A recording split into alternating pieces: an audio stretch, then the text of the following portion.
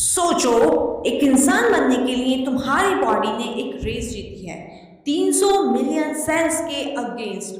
और अगर तुम्हें खुद ही नहीं पता कि ये रेस, ये पूरा प्रोसेस चलता कैसे है, तो नीट में रिप्रोडक्शन का पूरा चैप्टर तुम्हारे हाथों से निकल जाएगा। और इसीलिए ये वीडियो पूरा देखना, क्योंकि इसके बाद रिप्रोडक्शन तुम्हें जिंदगी भर याद रहेगा। Hello student, good morning. तो जैसा कि इंट्रो में आप देख चुके हैं कि इस क्लास को लेने के लिए आपको और मुझे कितने बड़े कंपटीशन से लड़के आना पड़ा है इस दुनिया में।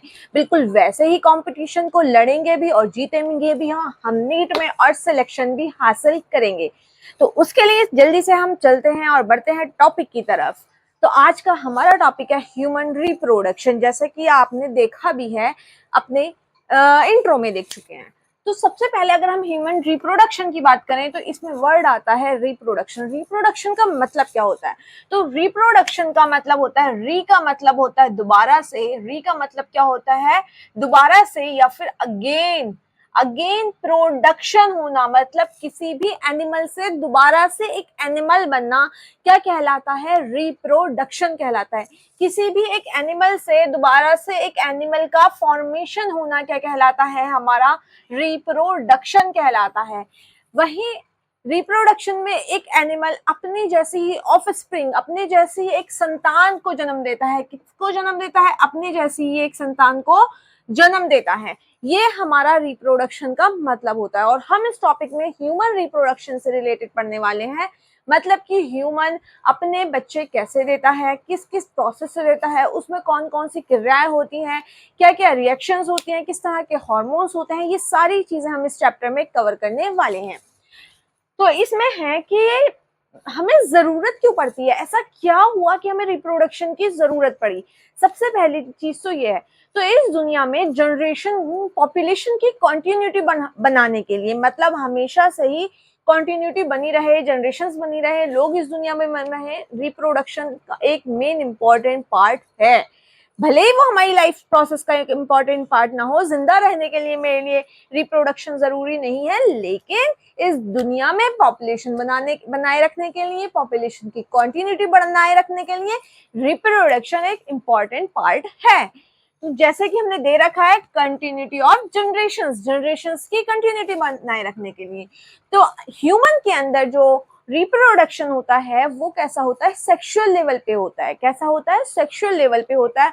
और ह्यूमन या फिर मैमल्स जो है दो तरह से क्या देते हैं बच्चे, रिप्रोडक्शन जो है दो तरह से करते हैं। एक तो उनमें गैमेट का फॉर्मेशन होता है कि उनके अंदर गैमेट, एनिमल्स के अंदर गैमेट का फॉर्मेशन होता है, जैसे ह्यूमंस के अंदर और बाकी अंदर एनिमल के अंदर जो मैमल्स होते हैं पहले उनमें गैमेट्स बनते हैं। मेल में मेल गैमेट्स जिसे हम मेगास्पोरेंजियम कहते हैं, जैसे मेल के अंदर मेल गैमेट बनते हैं और फीमेल के अंदर अलग गैमेट बनते हैं। मेल के गैमेट को हम स्पर्म कहते हैं, फीमेल के गैमेट को हम क्या कहते हैं? ओवा कहते हैं या ओवम कहते हैं। फिर वो दोनों जब आपस में मिलते हैं, फर्टिलाइजेशन होता है, ये सारे इवेंट्स होते हैं, उसके बाद एक ऑफस्प्रिंग पैदा होती है, एक बच्चा पैदा होता है। तो ये तो हो जाता है हमारा क्या कहते हैं मैमल्स का रिप्रोडक्शन। लेकिन वही आपके कुछ एनिमल ऐसे भी होते हैं जो डायरेक्ट क्या करते हैं, गैमेट का फॉर्मेशन नहीं देते, बल्कि डायरेक्ट क्या करते हैं? बर्थ देते हैं, डायरेक्ट बच्चे को जन्म देते हैं। उसके बाद अगर हम देखें रिप्रोडक्शन में, इस चैप्टर में हम और क्या पढ़ने वाले हैं? रिप्रोडक्शन के प्रोसेस में गैमेट का जो फॉर्मेशन होता है, मतलब ओवा का वो जो फॉर्मेशन होता है, जो स्पर्म का फॉर्मेशन होता है, वो फॉर्मेशन कहलाता क्या है? उस प्रोसेस को क्या कहते हैं हम? गैमेटोजेनेसिस। क्या कहते हैं हम? गैमेटोजेनेसिस, मतलब गैमेट का फॉर्मेशन होना। गैमेट कहते हैं हम हमारी जो सिक्स सेल होती हैं। कौन सी सेल होती है? सिक्स सेल का फॉर्मेशन होना क्या कहलाता है? गैमेटोजेनेसिस कहलाता है, जिसके जरिए रिप्रोडक्शन का प्रोसेस होगा। गैमेटोजेनेसिस में अगर मेल सेल का फॉर्मेशन हो रहा है तो उसे क्या कहेंगे? उसे कहेंगे हम स्पर्मेटोजेनेसिस। क्या कहेंगे उसको हम? स्पर्मेटोजेनेसिस। स्पर्मेटोजेनेसिस कब होगा? अगर हमारा क्या बन रहा है? स्पर्म का फॉर्मेशन हो रहा है। क्या फॉर्मेशन हो रहा है? स्पर्म का फॉर्मेशन हो रहा है, तो वो क्या कहलाएगा? स्पर्मेटोजेनेसिस। और ये किसके अंदर अगर होता है? ये मेनली, मोस्टली और मेल के अंदर होता है। ये किस में होता है? ये वाला जो इवेंट है ये होता है मेल के अंदर। वहीं पे अगर गैमेट क्या है? फीमेल है, उसे क्या कहते हैं? oogenesis। क्या कहते हैं? oogenesis। क्या कहेंगे उसको? oogenesis। इसमें क्या होता है? ओवा का फॉर्मेशन होता है। क्या होता है? फीमेल सेक्स सेल है जिसे फीमेल गैमेट है जिसे हम ओवा कहते हैं, इसमें हमारा ओवा का फॉर्मेशन होता है।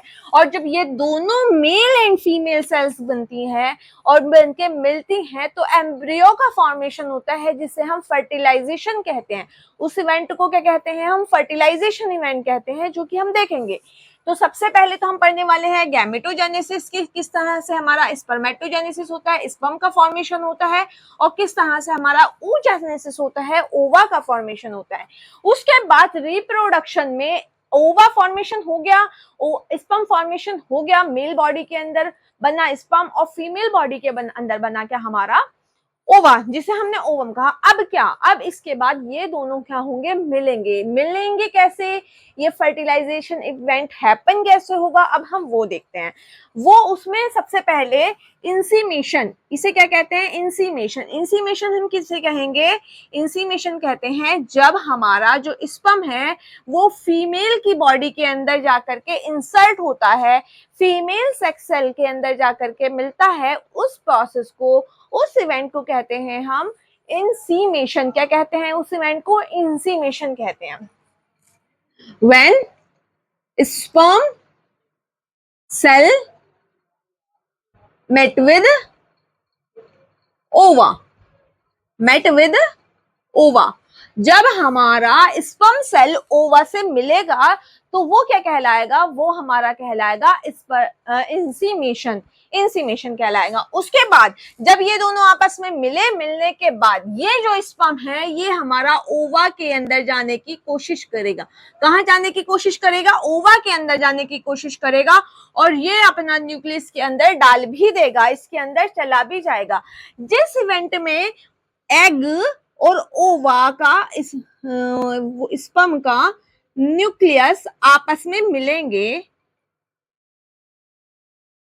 न्यूक्लियस अपना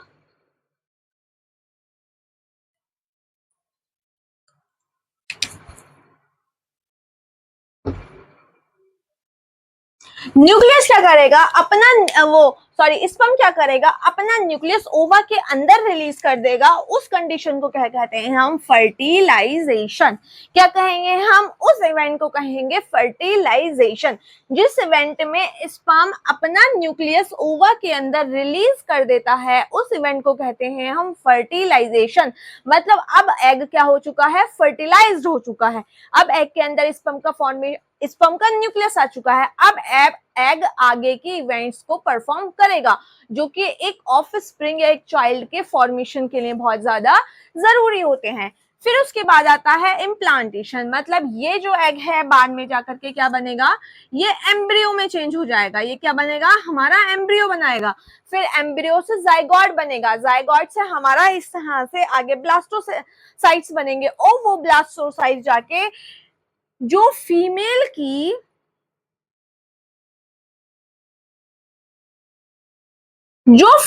का जो यूट्रस होता है, यूट्रस के यहाँ पर एक लाइनिंग होती है फीमेल में। ये हम आगे बहुत ज्यादा डिटेल में पढ़ने वाले हैं, अभी आप ऐसे देख लीजिए। फीमेल में यूट्रस के वॉल पर जो इनर लाइन होती है उसे क्या कहते हैं हम? एंड्रोमेट्रियम। क्या कहते हैं हम इस लाइनिंग को? एंड्रोमेट्रियम। क्या कहते हैं? एंड्रोमेट्रियम। सॉरी, ये ई से आएगा, एंड्रोमेट्रियम। जो फीमेल की जो इसकी लाइनिंग होती है अंदर वाली यूट्रस की, इसे कहते हैं हम एंड्रोमेट्रियम। इस एंड्रोमेट्रियम की वॉल में जाकर के हमारा ब्लास्टोसाइट क्या हो जाता है? चिपक जाता है। क्या होता है यहाँ पर? ब्लास्टोसाइट चिपक जाता है, और ये यहीं पे फिर अपना डेवलपमेंट शुरू करता है। यहीं पे इसकी एंड्रोमेट्रियम की वॉल्स पे जाकर चिपक जाता है, और वहीं पे जाकर के इसका क्या होता है? डेवलपमेंट होता है। ये अपना डेवलपमेंट वहां पे शुरू करेगा। तो उस इवेंट को कहते हैं इम्प्लांटेशन। मतलब कि यहाँ पे इम्प्लांट हो गया, ये यहाँ पे क्या हो गया इसका प्लांटेशन हो गया, ये यहाँ पे इम्प्लांट हो गया। अब जितनी भी ग्रोथ होगी सारी की सारी इसी के अंदर होगी। बहुत सारी एक्टिविटीज होती हैं, बहुत सारे हार्मोन रिलीज होते हैं, सारा फूड, न्यूट्रिशन, ग्रोथ, डेवलपमेंट, सारी एक्टिविटी जो होती है चाइल्ड की वो यहीं पे होती हैं और ये धीरे धीरे धीरे धीरे अपना साइज बढ़ाता रहता है। फिर उसके बाद का जो इवेंट है हमारा है क्या है, गेस्टेशन। गेस्टेशन सबसे पहले अब हम बात करते हैं मेल रिप्रोडक्टिव ऑर्गन की। किसकी बात करेंगे, हम बात करेंगे मेल रिप्रोडक्टिव ऑर्गन की। ये मेल रिप्रोडक्टिव ऑर्गन में आखिर होता क्या क्या है, किस तरह का दिखता है, कैसे कैसे इसके अंदर ऑर्गन्स होते हैं, क्या क्या इसके एसेसरी ऑर्गन्स हैं और क्या क्या इसके ऐसे हैं जो प्राइमरी ऑर्गन्स हैं। तो अगर आपने देखा है, हमने अभी पीछे 2 सेकंड पहले ही देखा था कि मेल का जो गैमेट्स होता है उसके फॉर्मेशन को क्या कहते हैं हम, स्पर्मेटोजेनेसिस, और फीमेल के फॉर्मेशन को कहते हैं हम oogenesis। तो इस तरह से हमारा स्पर्मेटोजेनेसिस हुआ और oogenesis हुआ। तो वहीं पे ये है आपका मेल रिप्रोडक्टिव ऑर्गन का पार्ट। जैसे कि आप देख पा रहे हो मेल रिप्रोडक्टिव ऑर्गन, मेल में जो फॉर्मेशन होता है स्पर्म का फॉर्मेशन होके वो फीमेल तक जब पहुंचता है उस प्रोसेस को कहते हैं हम इंसीमिनेशन। तो सबसे पहले आप ये देखेंगे कि मेल रिप्रोडक्टिव ऑर्गन में जो हमारे पार्ट है वो समझ लेते हैं क्या क्या है। इसको कहते हैं हम स्क्रोटम। स्क्रोटम के अंदर होते हैं हमारे टेस्टीज। क्या होती है इसमें, टेस्टीज होती हैं। फिर ये पेनिस आ जाता है और ये क्या है, ये हमारा प्रोस्टेट ग्लैंड है, ये हमारा प्रोस्टेट ग्लैंड है और ये हमारा क्या है, ये हमारा बल्बोथ्रिल ग्लैंड होता है। टेस्टिस हमारी जो होती है वो प्राइमरी ऑर्गन होती है। कैसी ऑर्गन होती है, प्राइमरी ऑर्गन। प्राइमरी ऑर्गन हम उन्हें कहते हैं जो गैमेट के फॉर्मेशन में हेल्प करते हैं, बल्कि उसको फॉर्म करते हैं। और हमारे एसेसरी ऑर्गन है, एसेसरी ऑर्गन में जैसे हमारा वास डिस्फरेंसा है, सेमिनिफेरस ट्यूब्यूल्स है, प्रोस्टेट ग्लैंड है, बल्बोथ्रिल ग्लैंड है और भी बहुत सारी ग्लैंड्स आ जाती हैं, जिनका मतलब ये होता है कि ये डायरेक्ट हमारे गैमेट का फॉर्मेशन नहीं कर रहे हैं, ये डायरेक्ट स्पर्म का फॉर्मेशन नहीं कर रहे हैं, लेकिन स्पर्म के फॉर्मेशन के लिए जिन चीजों की जरूरत है, जो कंडीशंस चाहिए, या तो ये उनमें हेल्प करेंगे या उसकी मूवमेंट में हेल्प करेंगे या फिर कुछ ऐसे प्रोटीन वगैरह का सिक्रेशन करेंगे जिससे कि उसका क्या हो सके, या फिर ऐसे कुछ हार्मोन का सिक्रेशन करेंगे जिससे कि उसका डेवलपमेंट हो सके। तो स्पर्म के फॉर्मेशन में, स्पर्म के डेवलपमेंट में हेल्प करते हैं, ना कि स्पर्म का फॉर्मेशन करते हैं, जो हमारे एसेसरी ऑर्गन होते हैं। तो सबसे पहले हम बात करते हैं इसमें टेस्टिस की। टेस्टिस हमारी वो ऑर्गन होती है जो एक प्राइमरी ऑर्गन है फॉर्मेशन ऑफ स्पर्म के लिए। तो स्पर्म का जो फॉर्मेशन होता है वो टेस्टिस के अंदर होता है। जब टेस्टी में स्पर्म का फॉर्मेशन होता है, टेस्टिस का मेन काम क्या है, एक तो ये स्पर्म को फॉर्मेशन करती है, ये बॉडी से बाहर होती है। उसका मेन रीजन ये है कि ये आपके टेस्टी के बाहर एक लेयर होती है जिसे कहते हैं स्क्रोटल सैक। ये क्या होता है, स्क्रोटम होता है। क्या होता है, स्क्रोटम के अंदर टेस्टीज होती है। और स्क्रोटम का मेन पार्ट क्या है, मेन काम होता है स्क्रोटम का, इसका पूरी बॉडी के टेम्परेचर से 2 से 2.5 डिग्री सेल्सियस टेस्टिस के टेम्परेचर को कम रखना, कम लेके आना, नीचे रखना। इसका बड़ा रीजन ये है कि अगर इसका टेम्परेचर भी, टेस्टिस का टेम्परेचर भी बॉडी के टेम्परेचर के जैसा हो जाएगा, बॉडी के टेम्परेचर के सेम हो जाएगा, तो स्पर्म के फॉर्मेशन में जो अमाउंट ऑफ स्पर्म है, उसका जो प्रोडक्शन है स्पर्म का, वो अफेक्ट होगा। इसीलिए इससे एक रियल लाइफ इवेंट निकल के आता है।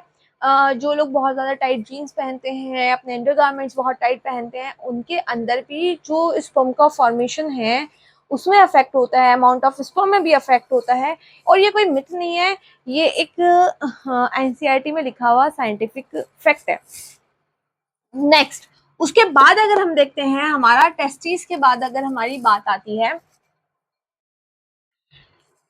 और बहुत सारे ग्लैंड्स हैं। टेस्टिस के बाद आते हैं हमारे कुछ एसेसरी पार्ट। एसेसरी पार्ट होते हैं जैसे कि हमारी बहुत सारी ग्लैंड्स आ जाती हैं, जैसे रेटेटेस्टिस आ जाती है हमारी, वास डिफरेंशिया आता है, एपिडिडाइमस होती है, प्रोस्टेट ग्लैंड है, बर्बोयूथ्रेला है, कॉमन इजेक्टिकुलरी ग्लैंड है, और फिर हमारी क्या आ जाती है, पेनिस आ जाता है जिसमें इजेक्टिकुलेशन, इरेक्टाइल टिश्यूज होते हैं, फोर स्किन आ जाती है, और हमारी एपिडिडाइमस आ जाता है। ये सारे के सारे वो पार्ट हैं जो कि हमारी हेल्प करते हैं for the formation of sperm. बनाते नहीं हैं फॉर्मेशन में हेल्प करते हैं किसके, स्पर्म के। इसके आगे हम देखते हैं कि किस किस तरह से हमारा स्पर्म का चलता है, स्पर्म कैसे कैसे फॉर्म होता है। तो अब हम बात करते हैं टेस्टिस की। टेस्टिस को जूम आउट करते हैं। तो जो टेस्टिस के अंदर हमारी जो है 2 सेल्स होती है। हमारी टेस्टिस के अंदर सेमिनिफेरस ट्यूब्यूल्स होती है। क्या होती हैं? Seminiferous tubules. किसके अंदर होती हैं? ये टेस्टिस के अंदर होती है। जब टेस्टिस के अंदर ट्यूब्यूल्स होती हैं, इसमें 2 तरह की आपकी सेल्स मिलेंगी। क्या 2 तरह की सेल्स मिलेंगी? एक तो होंगी आपकी टेस्टिस में स्पर्मेटोजेनिया। कौन सी सेल होंगी? स्पर्मेटोजीनिया। और दूसरी होंगी सर्टोली सेल। टेस्टिस के अंदर आपकी स्पर्मेटोजेनिया होती है और क्या होती है? सर्टोली सेल होती है। स्पर्मेटोजेनिया जो होती है उसका काम क्या होता है? वो हमारी होती है जर्म सेल। जर्म सेल जो कि बाद में सेल डिवीजन के थ्रू क्या बन जाएगी? स्पर्म में चेंज हो जाती है, स्पर्म का फॉर्मेशन करती है। और जो आपकी सर्टोली सेल है, सर्टोली सेल का काम होता है कि जो हमारी जर्म सेल है, जो सेल आगे जाके स्पर्म का फॉर्मेशन करेगी, स्पर्म में कन्वर्ट होगी, उसको क्या प्रोवाइड करती है? उसको ये प्रोवाइड करती है न्यूट्रिशन। क्या प्रोवाइड करती है? ये प्रोवाइड करती है न्यूट्रिशन। और ये होती है, ये स्पर्म में चेंज हो जाती है। ये वाली जो सेल्स होती है स्पर्मेटोजेनिया, ये क्या बनाती है? स्पर्म बनाती है। और जो इसके अंदर सर्टोली सेल होती है, सर्टोली सेल का काम होता है to providing the nutrition, the nourishment to the spermatogenia. Spermatogenia cells को सर्टोली सेल क्या प्रोवाइड करेंगे? न्यूट्रिशन प्रोवाइड करेंगी उनको, ये क्या कहेंगी, फूड प्रोवाइड करेंगी। और उसके बाद ताकि हमारी जो स्पर्म सेल है वो क्या कर सके? आगे डेवलप कर सके, आगे उसका हमारा फॉर्मेशन हो सके। उसके हमारी जो सर्टोली सेल है ना, ये न्यूट्रिशन प्रोवाइड करती है। और न्यूट्रिशन ऐसे प्रोवाइड करती है, इसीलिए इन्हें क्या कहते हैं? हम नर्स सेल भी कहा जाता है। इनको क्या कहा जाता है? इनको साइंस की लैंग्वेज में as a term nurse cell भी कहा जाता है। फिर यहीं पे ट्यूबुला के स्टार्टिंग में होती है आपकी ट्यूब्यूला के हमारे स्टार्टिंग में हमारी सेल्स होती हैं, इनिशियल पार्ट पर ही होती हैं लीडिंग सेल। कौन सी सेल होती है? Leading cell. कौन सी सेल होंगी? Leading cell. लीडिंग सेल क्या सेल्स होती हैं? Leading cell. ये जो लीडिंग सेल होती हैं, इनका मेन काम होता है टेस्टिकुलर हार्मोन को सिक्रिएट करना। क्या काम होता है इनका? Testicular hormone. टेस्टिकुलर हार्मोन होता है हमारा एंड्रोजन। एंड्रोजन को ये सिक्रिएट करती हैं और उसको सिंथेसाइज करती हैं। एंड्रोजन का जो सिंथेसिस होगा, फॉर्मेशन होगा, वो भी यही लीडिंग सेल करेंगी। और जो उसको सिक्रिएट करेंगी, छोड़ेंगी, वो भी यही हमारी लीडिंग सेल करेंगी। तो याद रखने की हम एक सिंपल से ट्रिक बता सकते हैं आपको कि देखो, स्पर्मेटोजेनिया वो सेल है जो स्पर्म को फॉर्मेशन करेंगी। ये सारी चीजें टेस्टिस के अंदर हैं। स्पर्मेटोजेनिया हमारी वो सेल है जो हमारा बाद में फॉर्मेशन होगा स्पर्म का। और सर्टोली सेल वो हैं जो कि न्यूट्रिशन प्रोवाइड करती है, जैसे काम एक नर्स करती है। मतलब आपकी सर्टोली सेल नर्स है, नर्स का काम कर रही हैं। और वहीं पे आपका जो लीडिंग सेल है, वो लीडिंग सेल क्या काम करेगा? लीडिंग सेल करेगा लिबिडो। लीडिंग सेल क्या काम करता है? लिबिडो को सिक्रीशन। लिबिडो का मतलब होता है हार्मोन। हार्मोन का सिक्रीशन करती है कौन सी? हमारी लीडिंग सेल करेंगी। अब हम देखते हैं कि हमारा जो क्या कहते हैं, अब हम देखते हैं कि हमारा जो स्पर्म है वो बॉडी से बाहर निकलता कैसे है। उसका फॉर्मेशन तो हो गया। फॉर्मेशन कहाँ हुआ? टेस्टिस में। सबसे पहले स्पर्म का फॉर्मेशन होता है सेमिनिफेरस ट्यूब्यूल्स से। सेमिनिफेरस ट्यूब्यूल्स में फॉर्मेशन होने के बाद रेटिटेस्टी और वास डिफरेंशियल, जो कि हमारी टेस्टिस का ही पार्ट है, इसमें रहता है। इसमें जाने के बाद सेमिनिफेरस ट्यूब्यूल से जाता है रेटिटेस्टिस में, उसके बाद जाता है हमारा वास एफरेंशिया से। वास एफरेंशिया से जाने के बाद ये स्पर्म यहाँ पे ठहरता है। कहाँ पे ठहरता है? यहाँ पर, जिसे कहते हैं हम एपिडिडाइमस। एपिडिडाइमस में ये रुकता है। एपिडिडाइमस में रुकने के बाद ये मोर्टेलिटी गेन करता है। इसमें मोर्टेलिटी आ जाती है, इसका मैच्योरेशन होता है, ये मैच्योर्ड होता है, बड़ा होता है, चल पाता है, चलने फिरने के लायक होता है।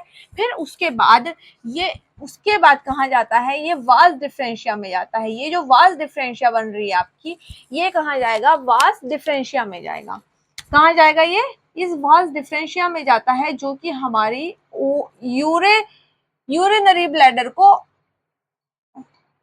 ओवरटेक कर रही है। दोनों साइड से जाएगा, कहाँ, इसमें यूरिनरी वास डिफरेंस में जाने के बाद जो हमारी इजेक्टिकुलरी डक्ट है, ये वाली जो डक्ट है, इजेक्टिकुलरी डक्ट, इसके अंदर जाता है, इस डक्ट के अंदर जाता है। और इस डक्ट के में अंदर जाने के बाद ये हमारा यहाँ पे इसको कई सारी ग्लैंड मिलती हैं। ये इसको कई सारी क्या मिल रही होती है, ग्लैंड। और इन ग्लैंड से कोई ना कोई कुछ ना कुछ सिक्रेशन आता है, जो क्या करता है, हमारा स्पर्म के अंदर मिल जाता है। इजेक्टिकुलरी डक्ट के बाद जाता है कहाँ, ये यूरेथ्रा में। और यूरेथ्रा के बाद यूरेथ्रल म्यूटस के जरिए बॉडी से बाहर निकल जाता है। यूरेथ्रा में आएगा, यूरेथ्रा के बाद यूरेथ्रल म्यूटस में, और उसके बाद ये क्या हो जाता है, बॉडी से बाहर निकल जाता है। देखा आपने, समझ में आया। सबसे पहले क्या करेगा, सेमिनिफेरस ट्यूब्यूल्स में जाएगा। सेमिनिफेरस ट्यूब्यूल्स के अंदर बाद जाएगा रेटेटेस्टिस में। रेटेटेस्टी के बाद जाता है वास एफ्रेंशिया में। उसके बाद एपिडिडाइमस में जाकर के क्या हो जाता है, ये मैच्योर हो जाता है। मैच्योरेशन के लिए एपिडिडाइमस में जाता है, और इसमें क्या मिलती है, मोर्टेलिटी मिलती है। उसको क्या मिलती है, मोर्टेलिटी, मतलब ये चलने फिरने के लायक हो जाता है और बड़ा हो जाता है, मिच्योर्ड होता है। उसके बाद ये कहा जाता है, यहाँ पे इस पार्ट में क्या होगा, ये हमारा मिच्योर होगा, जिसे कहेंगे हम एपिडिडाइमस। उसके बाद ये वास डिफरेंशिया के जरिए कहाँ जाता है, इजेक्टिकुलरी डक्ट में जाता है, जो कि हमारे यूरिनरी ब्लैडर के ऊपर ओवरलैप कर रही होती है। उसके बाद यूरेथ्रा में जाता है, और यूरेथ्रा के बाद यूरेथ्रल म्यूटस के जरिए बॉडी से क्या हो जाता है, बाहर निकल जाता है। और केवल स्पर्म बाहर नहीं निकलता, बल्कि आपको यहाँ पे ऐसे छोटा छोटा दिखाया है, स्पर्म के साथ साथ क्या निकलता है, सीमन का भी फॉर्मेशन होता है। केवल स्पर्म बाहर नहीं निकलता, बल्कि स्पर्म के साथ थोड़ा बहुत सीमन का भी फॉर्मेशन होता है, सीमन भी बाहर निकलता है, ताकि उसको मोर्टेलिटी मिल सके, ताकि उसको मूवमेंट में हेल्प हो सके, और वो आसानी से बॉडी से बाहर निकल सके। सीमन का प्रोडक्शन क्या होता है, सीमन के अंदर क्या क्या होता है, वो भी देख लेते हैं हम। आइए चलिए, सीमन मिलता कहाँ पे है स्पर्म के साथ, वो भी देख लेते हैं। तो देखो, बॉडी से जब स्पर्म बाहर निकलता है, तो स्पर्म केवल अकेला बाहर नहीं निकलता, बल्कि स्पर्म के अंदर कोई ना कोई एक लिक्विड होता है, और इन दोनों को मिला करके हम कहते क्या है, सीमन। जैसे आपने पढ़ा है, स्पर्म और उसके साथ जो लिक्विड होता है, इन दोनों को मिला करके क्या कहते हैं, सीमन कहते हैं। क्या कहते हैं, इन दोनों को मिला करके सीमन। इसमें क्या होता है, इस पे स्पर्म होता है और सेमिनल प्लाज्मा होता है। क्या क्या होता है इसमें, स्पर्म होता है सीमन के अंदर, और क्या होता है, सेमिनल प्लाज्मा होता है, सेमिनल प्लाज्मा होता है। अकेला बाहर नहीं निकल रहा है, उसको मोर्टेलिटी, मूवमेंट तो आ गई है, लेकिन उसको निकलने के लिए, आसानी के लिए एक लिक्विड भी है उसके साथ, जिसे क्या कहते हैं हम, उन दोनों को मिलाकर के सीमन कहते हैं। सीमन में क्या क्या होता है, स्पर्म होता है, और स्पर्म के साथ साथ सेमिनल प्लाज्मा भी होता है। जो आपका ये सेमिनल प्लाज्मा है, ये बनता कहाँ पे है, अगर हम देखें तो सेमिनल जो प्लाज्मा है, ये हमारा कहाँ बनता है, ये बॉडी की जो बल्बो यूरेथ्रल ग्लैंड है, जो सेमिनल बल्ब यूरेथ्रल ग्लैंड हमारे ये रही, सेमिनल वेसिकल्स, सेमिनिफेरस वेसिकल्स जो हमारे ये हैं, दोनों अगेन पेयर में हैं ये, इन दोनों के साथ, और जो हमारी प्रोस्टेट ग्लैंड होती है, ये सारी की सारी मिलकर के एक लिक्विड बनाती हैं, जिसे सेमिनल प्लाज्मा कहते हैं। जब हमारा स्पर्म जो है यूरिनरी ब्लैडर से आ रहा होता है, तो इनका सिक्रीशन मिलता है, और इनके सिक्रीशन के जरिए ये टेस्टिस से बहुत इजीली बाहर निकल जाता है, बाहर अपना रास्ता बना लेता है, और बहुत इजीली बाहर निकल जाता है। यहाँ तक जो स्पर्म आएगा, वो अपनी टेल के जरिए, मोर्टेलिटी के जरिए आएगा, और उसके बाद जाकर के ये सारा का सारा सेमिनल प्लाज्मा स्पर्म के अंदर मिल जाएगा, मिक्स हो जाएगा, और स्पर्म क्या होगा, फिर बाहर निकलेगा, बॉडी से बाहर निकलेगा। ये जो सीमन होता है, इसके अंदर बहुत कुछ हो रहा होता है। इसके अंदर जो होता है सेमिनल प्लाज्मा, इस सेमिनल प्लाज्मा के अंदर बहुत सारी चीजें होती हैं। अगर हम देखें सेमिनल प्लाज्मा के अंदर बहुत सारी चीजें होती हैं। देखो, ये रिच होता है बहुत सारी चीजों को लेके। इसमें हमारे क्या होते हैं, फ्रक्टोज होता है, इसमें क्या होता है, आपको पता है, इसके अंदर फ्रक्टोज होता है, इसमें एंजाइम होते हैं, और सेल्यूलोज होता है। इसमें क्या होते हैं, एंजाइम होते हैं, इसमें फ्रक्टोज होता है, एंजाइम होते हैं और कैल्शियम होती है। और क्या होती है? कैल्शियम होती है। इसमें हमारे फ्रक्टोज होते हैं, एंजाइम होते हैं और कैल्शियम रिच होता है क्या? Seminal plasma. फिर उसके जरिए ये बॉडी से बाहर निकलता है। देखते हैं कि जो ये स्पर्मेटोजेनिया है, स्पर्मेटोजेनेसिस का फॉर्मेशन है, फॉर्मेशन ऑफ स्पर्म, ये होता किस एज में है, कैसे होता है, ऐसा क्या होता है बॉडी के अंदर कि स्पर्मेटोजेनेसिस का फॉर्मेशन हुआ है, स्पर्म का फॉर्मेशन होने लगता है। तो देखो, जब during the age of puberty, जो प्यूबर्टी की स्टेज होती है किसके अंदर? मेल्स के अंदर। After the age of puberty male में हाइपोथैलेमस ग्लैंड होती है। हमारे ब्रेन में आप सबने पढ़ा होगा, हमारे अंदर कुछ ग्लैंड होती हैं जो हार्मोन का फॉर्मेशन करती हैं। उन ग्लैंड्स के अंदर हमारी पिट्यूटरी ग्लैंड होती है, जो क्या करती है, हमारे बॉडी के अंदर जो फॉर्मेशन करती है। पिट्यूटरी किस चीज का फॉर्मेशन करती है? पिट्यूटरी बहुत सारे हार्मोन का सिक्रेशन करती है और इसको हम मास्टर ग्लैंड भी कहते हैं। लेकिन पिट्यूटरी के ऊपर भी एक ग्लैंड होती है जिसे कहते हैं हम हाइपोथैलेमस।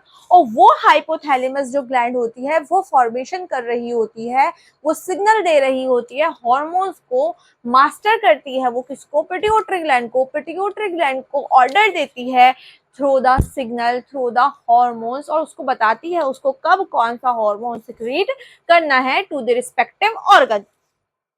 तो hypothalamus during the age of puberty क्या करती है? मेल के अंदर जीएनआरएच हार्मोन, जिसे हम कहते हैं गोनाडोट्रोपिन हार्मोन। कौन सा हार्मोन होता है? जीएनआरएच, जिसे क्या कहते हैं हम? Gonadotropin hormone. ये क्या सिक्रीट करती है?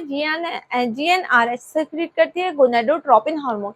और उस मैसेज के जरिए, उस हार्मोन के जरिए ये हमारी पिट्यूटरी ग्लैंड को सिग्नल भेज रही होती है कि बेटा अब पिट्यूटरी आपका टाइम आ चुका है, ये जो बच्चा है, ये जो अब तक बच्चा था, ये प्यूबर्टी की एज क्रॉस कर चुका है, अब इसके अंदर स्पर्म का फॉर्मेशन करो आप।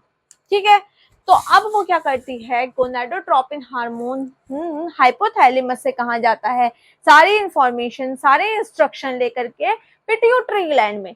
पिट्यूटरी ग्लैंड के अंदर जैसे ही जाता है तो पिट्यूटरी को सिग्नल मिल जाता है और उस सिग्नल को यूज करके पिट्यूटरी ग्लैंड क्या करती है?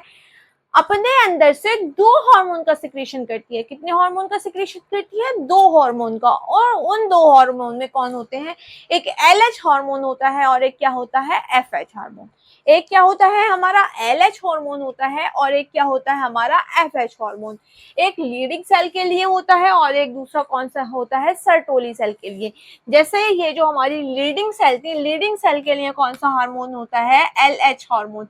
कौन सा वर्क करता है लीडिंग सेल में?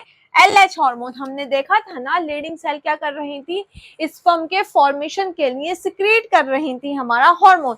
तो ये एलएच पिट्यूटरी ग्लैंड से हार्मोन सिक्रेट करेगा, पिट्यूटरी ग्लैंड एलएच को, एलएच हार्मोन को। एलएच हार्मोन हमारा कहाँ आता है? लीडिंग सेल के पास। कहाँ आएगा? लीडिंग सेल के पास आएगा और लीडिंग सेल को बताएगा कि बेटा जी अब आपका टाइम आ चुका है, अब आपने जो टेस्टोस्टेरोन हार्मोन है वो सिक्रेट करना शुरू कर देना है।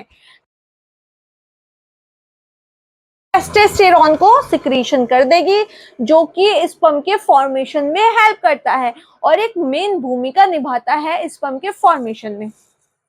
ठीक है, फिर वहीं पे हमारी पिट्यूटरी ग्लैंड क्या करेगी? एक एफएच हार्मोन का सिक्रेशन करेगी। किसका सिक्रेशन करेगी? एफएच हार्मोन का for the Sertoli cell. Sertoli cell के लिए ये एफएच हार्मोन का सिक्रेशन करेगी और सर्टोली सेल को के पास जैसे ही एफएच हार्मोन का सिक्रेशन आएगा, एफएच हार्मोन जैसे ही सर्टोली सेल के पास पहुंचेगा, सर्टोली सेल को एकदम से इंफॉर्मेशन मिल जाएगी और सर्टोली सेल समझ जाएगी कि अब मुझे न्यूट्रिशन बनाना शुरू कर देना चाहिए, अब मुझे न्यूट्रिशन प्रोवाइड शुरू कर देना चाहिए। किसके लिए? जाहिर सी बात है, स्पर्मेटोजेनेसिस के लिए, स्पर्मेटोजीनिया के लिए। तो हमारी सर्टोली सेल क्या करेगी? स्पर्मेटोजेनेसिस शुरू कर देगी, न्यूट्रिशन बनाना शुरू करेगी हमारे स्पर्म के लिए। जैसे ही ये दोनों सेल ये करती हैं और हमारे स्पर्म का फॉर्मेशन शुरू हो जाता है। ये पूरा प्रोसेस कब होता है? After the age of puberty. और प्यूबर्टी की एज के बाद ये सारा प्रोसेस पूरी लाइफ चलेगा। मेल के अंदर जो ये प्रोसेस है लाइफ के साथ कभी भी रुकता नहीं है। ये at the till the death ना, डेथ तक तो ये चले गए, जब तक वो मरेंगे नहीं, जब तक वो जिंदा है तब तक ये चलता है। लेकिन फीमेल के अंदर ऐसा नहीं होता।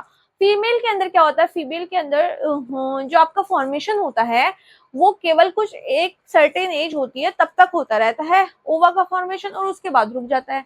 लेकिन मेल के अंदर ऐसा नहीं होता। मेल के अंदर शुरू तो प्यूबर्टी से होता है, लेकिन आफ्टर डेथ के बाद डेथ तक चलता रहता है हमारा ये फॉर्मेशन, जैसे कि आपने देखा। तो आई होप इतना आपको सब कुछ समझ आ चुका है। अभी हमारे इसमें बहुत कुछ रहता है, बहुत सारी चीजें रहते हैं, हम वो सब चीजें कवर करेंगे क्योंकि नीट का ये एक बहुत इंपॉर्टेंट टॉपिक है। इससे बहुत सारे क्वेश्चन बनेंगे और बहुत सारे क्वेश्चन ऐसे होते हैं जो आपको फंसा देते हैं, जो आपको ट्रिक करते हैं। हम हर तरह के इसमें क्वेश्चन देखने वाले हैं, हर तरह के हम निमोनिक्स भी हम आपको प्रोवाइड करेंगे। हम आपको हर एक चीज प्रोवाइड करेंगे, आपकी क्वेरीज, आपके क्वेश्चन, आपको जो जो परेशानी होती है, आप सारी की सारी चीजें हमें कमेंट सेक्शन में दे सकते हैं। कमेंट करें, आप हमें बताएं आपको क्या टॉपिक पढ़ना है, आपको कौन सी चीजें नहीं आती हैं, आपने वो भी बताना है। लेकिन अभी इसमें बहुत सारी चीजें रहती हैं हमारी। It's a very lengthy process. ये पूरा चैप्टर बहुत इंपॉर्टेंट होने के साथ साथ बहुत ज्यादा बड़ा भी है, लेकिन हम हर एक पॉइंट को इसमें कवर करने वाले हैं। Every point we will cover